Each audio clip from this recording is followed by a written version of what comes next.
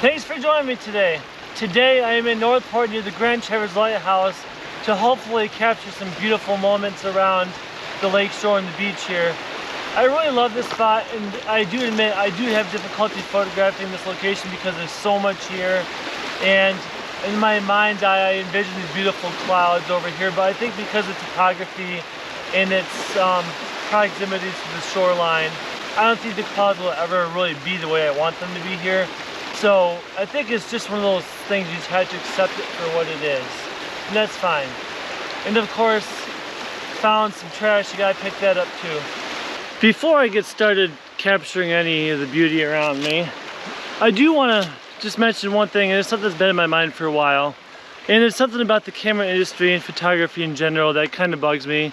It's this mentality that you need to have the latest and the greatest, that some cameras are in some ways better than others for certain things, and yeah, that's true to some degree. I wouldn't take this Fujifilm with me to a high-profile sports game or something with football or whatever. I wouldn't rely on this, but just in general, cameras, they're so picky sometimes now. I think there's this thing that like we expect so much out of our electronics, and that's just not fair. So what I'm saying is it's not something that humans, we worry about things too much sometimes. You know, I mean, really think about it. This camera, any camera, in a snap moment can take an image of an entire landscape, taking so much data and information that almost matches the processing speed of our brains as humans. I mean, how incredible is that? Even a camera from 2001, a digital digicam or whatever, can do that. And yes, it's 2023 and the capabilities and the technologies are so much more improved since then as far as capture rates and megapixels and all that junk. But really, these little cameras, these little devices can do so much. That's magic, and that's not something to be dismissed. But anyway, on that note, I'm gonna capture some magic with my Fujifilm today. My first composition to the day is gonna be right behind me. I really like the way that the rocks are arranged. It really speaks to this northern Michigan vibe that I love so much. I've been born and raised here, so this is like my home. So behind me, I guess, or whatever, the skies are kind of like milky blue. There's not big billowing clouds, but there's still clouds. And in the midground, of course, is Lake Michigan. And in the foreground, there's some really pretty rocks on the beach that form a well-rounded northern Michigan composition. My settings for this shot are going to be as follows. I think I'm going to shoot at f5.6. My ISO is going to be 100, which is the base ISO on this Fujifilm. And my metering is going to be average, of course, like I always shoot. And I'm going to probably shoot a wider angle at a 24mm. We'll see. But anyway, scene's behind me. Let's see how this turns out.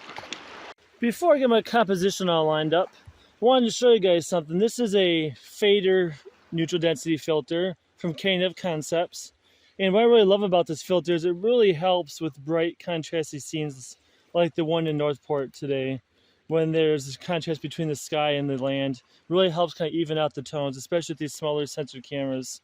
And if you just spin this little top dial, I guess part of the filter ring dial, whichever you want to call it, has a darker side, if you want to call it that, and a lighter side.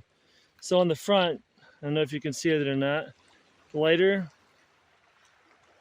to darker. Really like these filters, especially on these Fujifilms. It really helps out, I think. Really boosts the scene without having to do post-processing, and that's just the way I like it.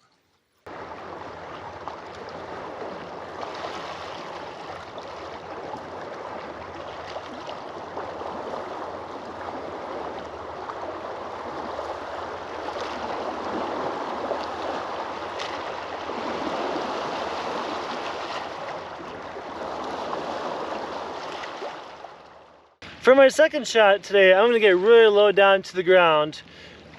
Doing this really brings out the drama in the landscape, in my opinion. Getting low, showing the foreground, the midground, and the background from a low perspective really shows the grandeur of an area, especially in northern Michigan. This is so pretty and so magical. Life is full of so much magic. So anyway, to do the shot, I'm going to take advantage of my handy dandy flip screen on my camera to get the shot. Yeah, I get positioned here on these pokey rocks. Turn this rascal on. Set my fader to the desired effect. I like it usually in the middle of the range for some reason. Get the camera set up at 5.6 ISO 100, average metering, and it looks like my shutter speed is going to be 300. Shazam. I think I'm going to really like that shot, and of course you've already seen it, but yeah, I think it's not a bad shot. I wish the clouds were a little bit different, but that's okay. Oh my glob, I'm looking over to the left, or my left. The sun's starting to peek out behind the clouds just a little bit, but the clouds are still there, layered and moody, so I'm actually pretty stoked. There should be a good shot somewhere in this landscape around here. Woo! They are spot on with this. This area is great to take a camera. And to ski and hike, of course, but unfortunately no mountain bikes here, but you can't mountain bike everywhere. This fine morning, I'm back along one of the most beautiful sections of the Boardman River Trail in Traverse City. I was here a couple weeks ago with my Panasonic Lumix FZ50, and I have a video about that I put up a couple weeks ago. I'll put that link to the video on the screen above somewhere over here. It ends up somewhere over here. I'm not too good at that part of the whole video thing yet, but it'll be up there somewhere on the top of the screen. Click on that and you can see that whole video. But there's rain in the forecast today, in this early afternoon. So this morning there's some clouds moving in, the sun's peeking through a little bit. It's that transition time, which makes for great landscape photography.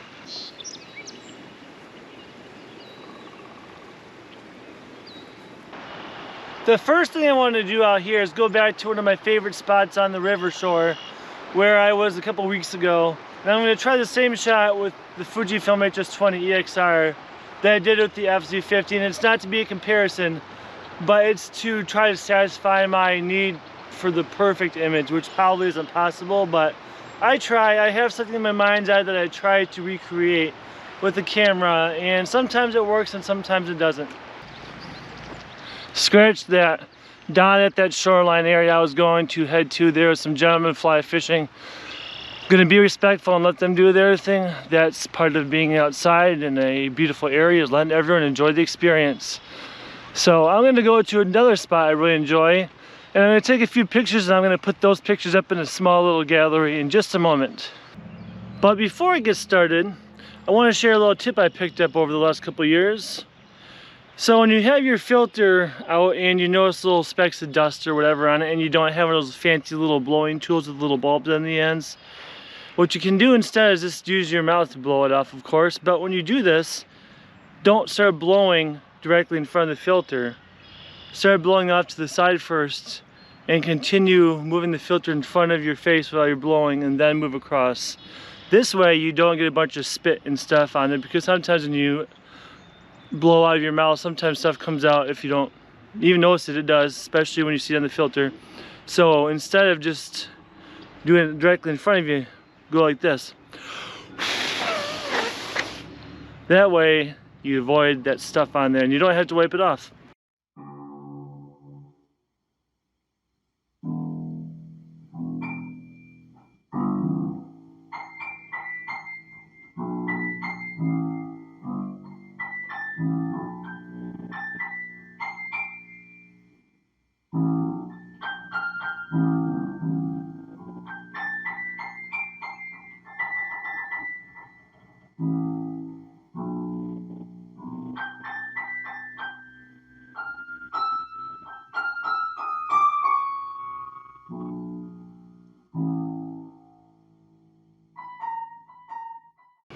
Before I end this video today, there's two things I want to say. Number one, thank you to all my new subscribers, and thanks to my old subscribers, of course, for sticking around. I really appreciate your viewership, and I look forward to sharing additional content with you guys in the future. And number two follows on the message that I started to ramble on about yesterday. The message was that cameras are magic, and I don't care how old they are or how new they are. Cameras are magic. They can do so much that it just blows my mind. And this little camera, even this old, I think it's a 2011 model, can capture fine detail of a vast landscape or a close-up shot in under a couple seconds. Try doing that with a pen, pencil, you know, on paper or paint or whatever. It's just incredible that these can do this. So until next time, of course, thank you so much for watching. Please subscribe if you haven't already. And of course, until next time, as I always say, get outside and get some fresh air. Adios, amigos.